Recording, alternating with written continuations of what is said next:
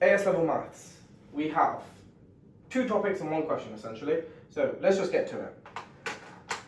X squared plus y squared minus 6x plus 10y plus 9 equals 0. We want to find the centre and the radius. So it's obviously a circle. It tells us it's a circle. So we need to complete the square. So x squared minus 6x becomes x minus 3 squared minus 9. I'm not going to talk you through it, complete the square. Hopefully you know it. If you don't, I've done a video on it already. Y squared plus 10y becomes y plus 5 squared minus 25 plus 9 equals 0. 9's cancel, plus 25, so you're left with x minus 3 squared plus y minus 5, y plus 5 squared equals 25. So the center is 3 minus 5, the radius is 5. Alright, cool. Part A done. As you can see, I have no patience for the easy bit. We are focusing on B. So we have kx cuts a circle. Okay. That means diagram time. So that's 3 minus 5. So we're going to draw it like this. Radius is 5. So this is important because if the radius is 5 and it goes through 3 minus 5, that means it's going to touch here and go across here. So we're kind of going for something like this, which really looks like the worst type of egg on the planet. But whatever. So let's just say the center's here, which is 3 minus 5. Should make sense, it's good enough. And it's got y equals kx. It obviously goes through 0, 0 because it does not have a plus c. And it cuts at two distinct points, so we'll find the range of values of k.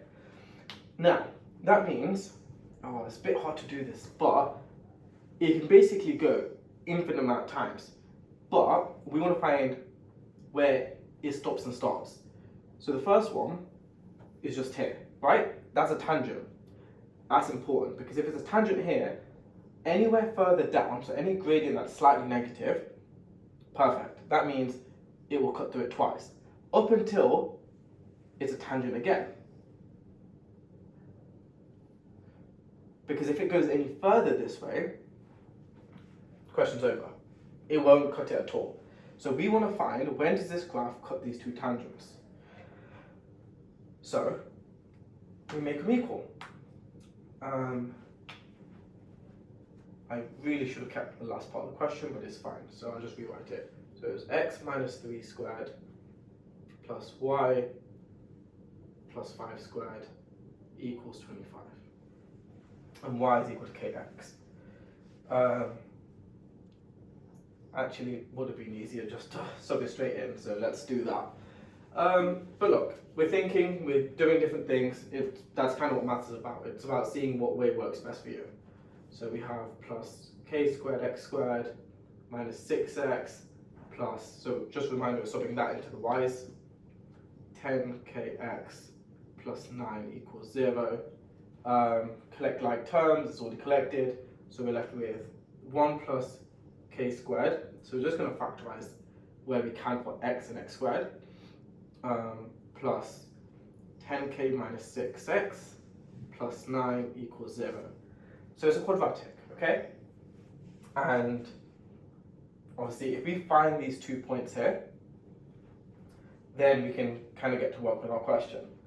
So we know that the only way we can solve this is using the quadratic formula. Actually, we don't want to use the quadratic formula. What we want to use is the discriminant. Because using the quadratic formula will have x in terms of k, whereas the discriminant, being b squared minus 4ac, will give us our answer. And it should have been obvious to me because it says 2 distinct points. Anytime it gives you that piece of information, 2 distinct points, your brain needs to go to b squared minus 4ac. And is b greater than 0 because it's 2 intersections. So let's start solving again. So we've got 10k minus 6 minus 4ac, which is 100k squared minus 120k plus 36 minus 36 minus 36k squared. We'll just make it equal to 0 because at the end it will kind of sort itself out. So this 36 cancels. 100 minus 36k squared. 100 minus 36 is 64 k squared, and then we've got a minus 120. Both numbers are divisible by, are both numbers divisible by 16? They're both divisible by like 8, so let's just do that first. That would be 1, 5. Yeah, perfect. And then that gives us k is 0, and k is 15 over 8. If of course we just factorize. So those are 2 points. That's basically the gradient, because that's what k is, and then we just apply it to our question. So k has to be less than 0 because we want to go down, like I said, and then it would have to be greater than 15 over 8 because it needs to become steeper and steeper. So I hope that helps. Let me know what you thought of the question, and we'll see you next time.